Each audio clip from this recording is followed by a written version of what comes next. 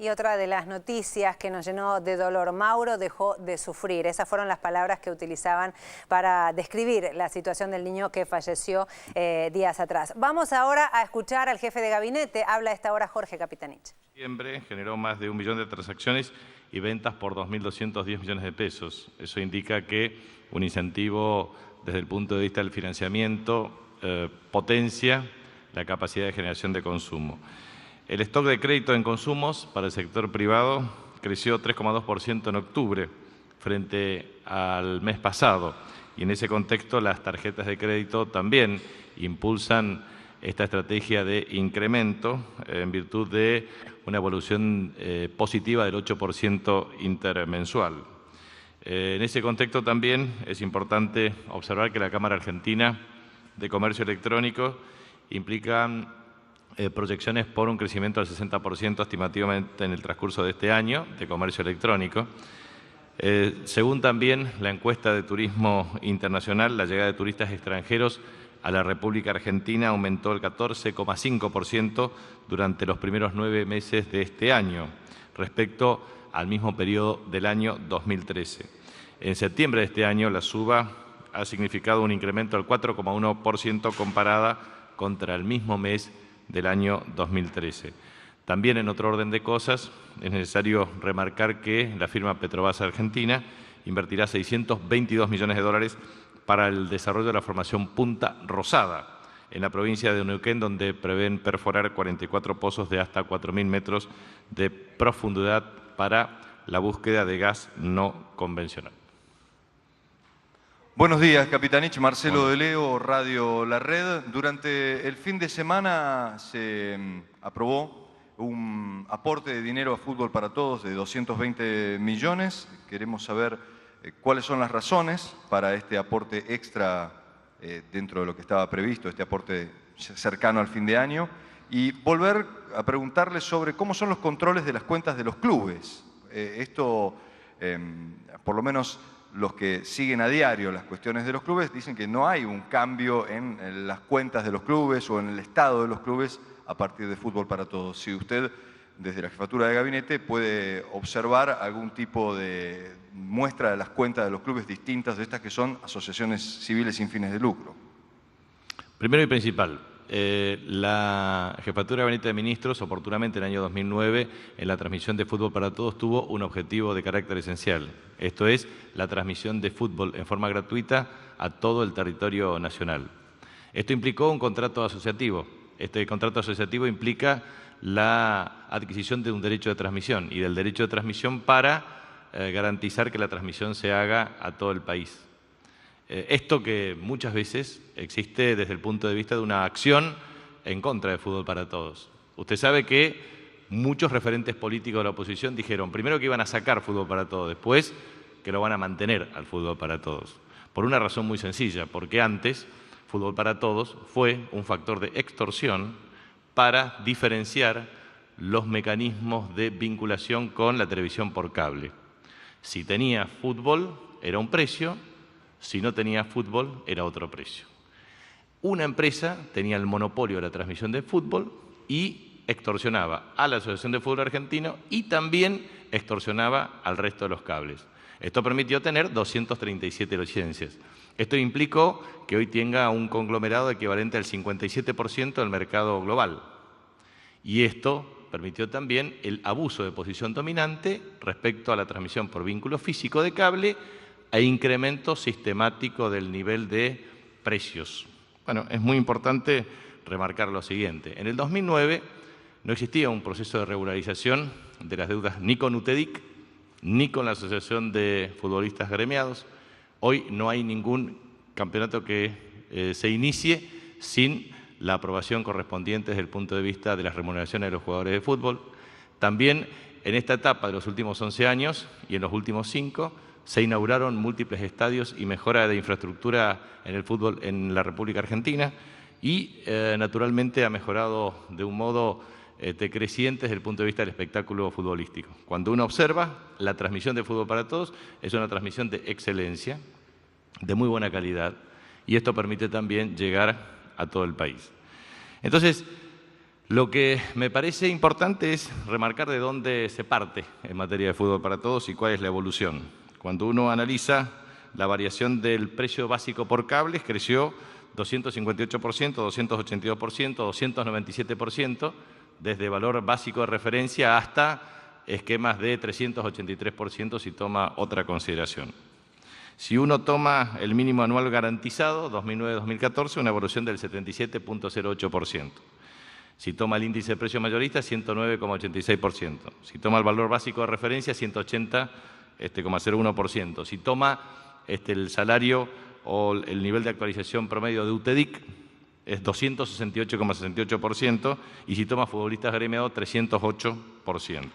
O sea, lo que quiero transmitir con esto es que la evolución de lo que se paga en concepto de derecho de transmisión es un valor inferior respecto a la evolución de otros índices. Y eso es lo que se ha logrado en términos de acuerdo con la Asociación de Fútbol Argentino.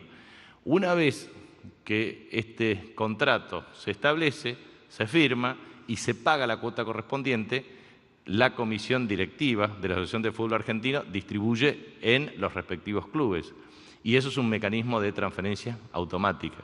A su vez, toda la documentación respaldatoria se ha enviado al juzgado en competencia en esta cuestión.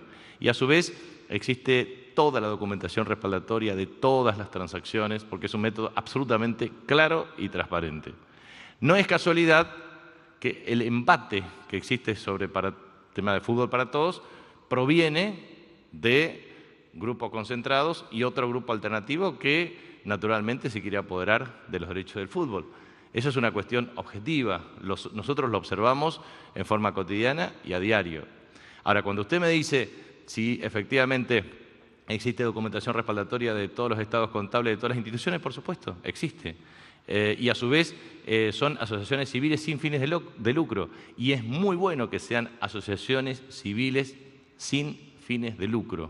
Por lo tanto, si hay una conducción de una institución deportiva que no cumple con lo que la masa societaria votó, efectivamente tiene la posibilidad de cambiar. O a su vez, también el marco regulatorio correspondiente y las distintas, porque usted sabe que esto es una potestad no delegada y en consecuencia las provincias argentinas tienen o de direcciones de personas jurídicas o instituciones de registro público y de personas jurídicas que regula el funcionamiento de las asociaciones civiles, que exige el cumplimiento de la presentación de los balances, que a su vez reclama la vigencia de las asambleas societarias correspondientes. Por lo tanto, si la asignación de los recursos correspondientes a cada uno de los clubes implicó, por un lado, un uso incorrecto por parte de la comisión directiva, entonces está la asamblea de socios que soberanamente decide o que frente a una nueva elección se presentan otras listas alternativas y la reemplaza y o la sustituye. Por lo tanto, hay una potestad ineludible que es la que tiene la masa societaria, la asamblea de socios, que efectivamente puede remover una comisión directiva que incumple con el mandato de la masa societaria. Entonces, me parece que esto es muy importante remarcar. Todos los estados contables están presentados. Existe una verificación correspondiente de todos los estados contables. Existe regularización desde el punto de vista de las asambleas societarias. Y existe normalización desde el punto de vista de la elección de los mismos. Y también ningún campeonato puede iniciarse, ningún club puede participar si no tiene la regularización desde el punto de vista de la deuda con sus respectivos jugadores. Por lo tanto, lo que quiero transmitir es que existe un sistema muy claro y transparente de relaciones, de comparación de cada una de las tarifas correspondientes o de indicadores para los mecanismos de negociación entre las partes. Y esto es lo que ha hecho el Estado y es lo que garantiza, desde el punto de vista del Estado, para el funcionamiento de las instituciones deportivas y de los derechos. Y aparte, no solamente es bueno, es lo mismo que hacen con la publicidad oficial. La publicidad oficial ha tenido una variación del 15,41% este año respecto al año anterior. Y, como ustedes saben, la publicidad oficial nunca supera entre el 3 al 5% la publicidad total en la República Argentina. O sea, es una estrategia permanente para pretender decir que el Estado tiene un predominio absoluto de la opinión pública y que restringe la libertad de expresión. Eso es una falacia de carácter argumental que siempre la hemos expuesto aquí. Entonces, lo mismo ocurre con Fútbol para Todos. Por lo tanto, lo que se paga en concepto de derechos de transmisión de Fútbol para Todos es una cifra justa, equitativa, conforme a la evolución de los indicadores correspondientes. Por una razón muy sencilla. Vuelvo a insistir en lo siguiente. Los clubes tienen empleados. ¿Cómo están nucleados los empleados? En UTEDIC. A su vez, UTEDIC tiene un convenio colectivo de trabajo y en virtud de las negociaciones colectivas tienen salarios para sus trabajadores. Cada institución deportiva no solamente tiene jugadores y técnicos, también tienen empleados, que son los que se encargan del mantenimiento, sostenimiento y las acciones correspondientes en cada club. Entonces uno tiene que tener desde la evolución de futbolistas agremiados en materia de indicadores de actualización de los costos hasta lo que significa las transacciones, o las negociaciones colectivas en materia de salarios de UTEDIC, como así también la evolución de otros indicadores, como por ejemplo el valor básico de referencia que se tomaba antes en materia de la transmisión por cable. Por lo tanto, la asignación de estos recursos es clara, es transparente, es en función de indicadores objetivos y es en base a documentación respaldatoria debidamente fundada. Buen día, ministro. Javier Pasaragua, la M530, la Radio de las Madres. Dos consultas. La primera tiene que ver si el gobierno confirma o desmiente una información acerca de acuerdos secretos o documentos confidenciales entre Chevron y el gobierno con condiciones de la empresa estadounidense para invertir en Vaca Muerta. Quería saber puntualmente si existen y algún detalle más. Y por otra parte, en relación con la salud de la presidenta, si los días de reposo que dieron va a ser reposo absoluto o va a estar en algún tipo de contacto con los ministros, con los funcionarios de primera línea. Gracias. Bueno, respecto a la segunda pregunta, lo que quiero transmitir es que la comunicación pública se hará a través de los canales de comunicación preestablecidos. Esto es, a través de comunicado del vocero presidencial y a su vez también respecto a comunicados que formalmente se emitan. De manera que allí uno podrá observar el estado de evolución y en virtud de ello el nivel de agenda de la misma Presidenta de la Nación, pero obviamente la Presidenta de la Nación deberá cumplir efectivamente con el reposo que le han suministrado los médicos que la atienden. En segundo lugar, respecto al tema de Chevron. Chevron es parte de más de lo mismo, o sea, no hay nada nuevo bajo el sol. No hay cláusulas secretas, hay cláusulas de confidencialidad, como oportunamente ha transmitido la misma empresa YPF, en virtud de que se trata de dos empresas que cotizan en la bolsa de New York. Y en virtud de ello, esas cláusulas de confidencialidad forman parte de lo que es la operatoria típica de una inversión de esta naturaleza.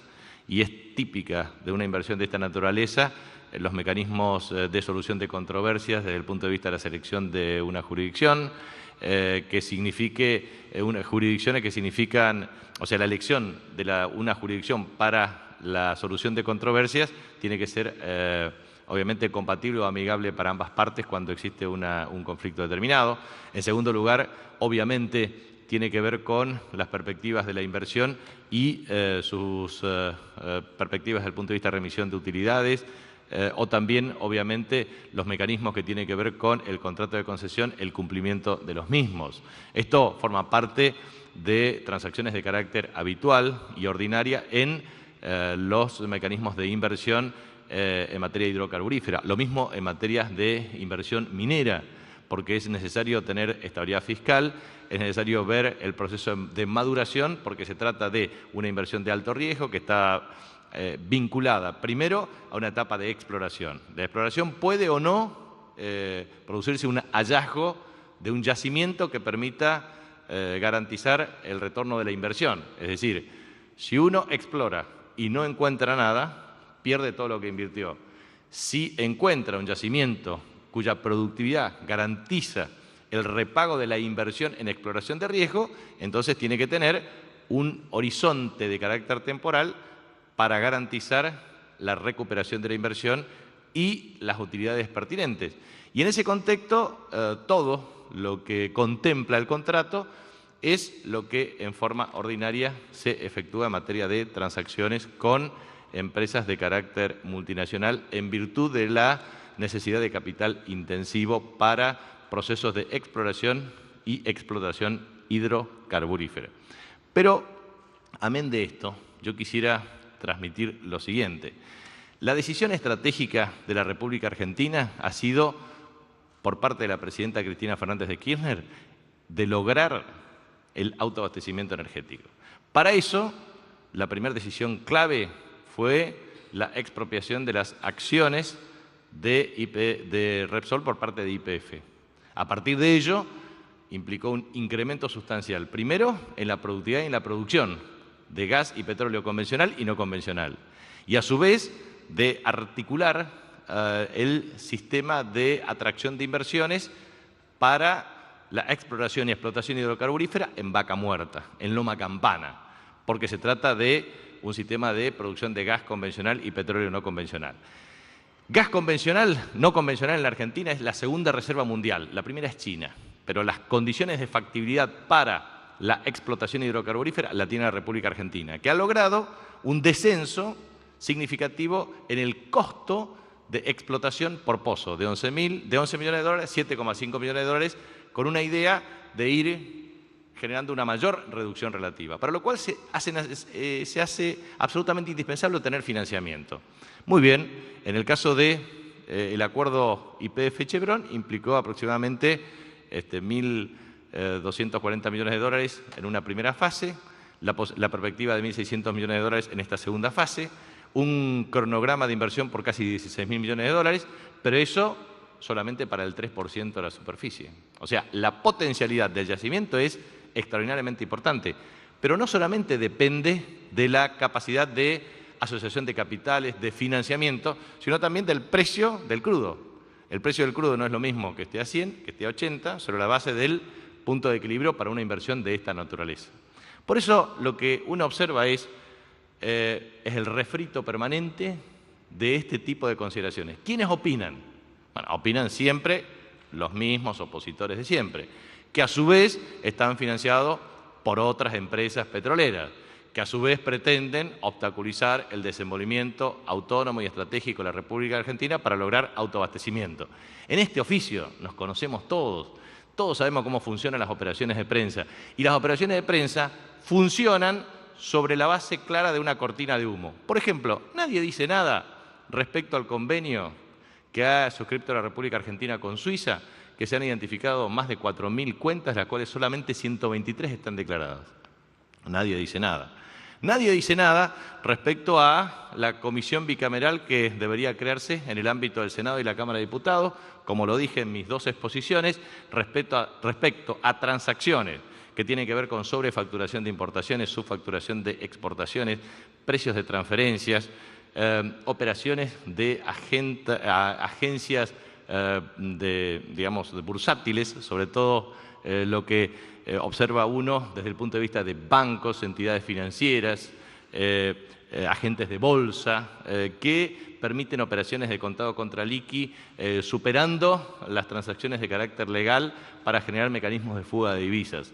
Y que nadie dice que este gobierno ha soportado 9 corridas cambiarias en forma permanente desde el triunfo contundente y rutilante de casi el 55% en octubre del año 2011. Nadie dice nada de eso. Pero claramente nadie tampoco dice de aquellos que hacen trampas para encuadrarse en la Ley de Servicio de Comunicación Audiovisual 26.522, o que, por rara casualidad, tienen cuentas en Nueva Zelanda, tienen cuentas en Estados Unidos, pero finalmente presionan y hostigan permanentemente a los gobiernos, mintiendo salvajemente. Hasta ya mienten en el pronóstico del tiempo. Ya esa es la última mentira que pueden estar haciendo. Pero la verdad es que esto es lo que yo quiero transmitir con absoluta sinceridad.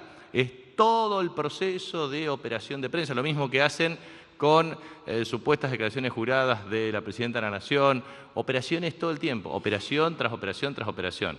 La verdadera oposición política del país tiene que ver con grupos mediáticos concentrados que nunca se cansan de extorsionar a los gobiernos de turno. Como saben que con este gobierno no tienen ninguna posibilidad de ceder ante sus extorsiones, entonces van a seguir diciendo, hablando, promoviendo, etcétera, pero en definitiva es cortina de humo para otras cuestiones que inexorablemente pretenden ocultar. Jorge Capitanich, el jefe de gabinete, dando la habitual conferencia de prensa. Bien, momento de hacer una pausa, ya regresamos.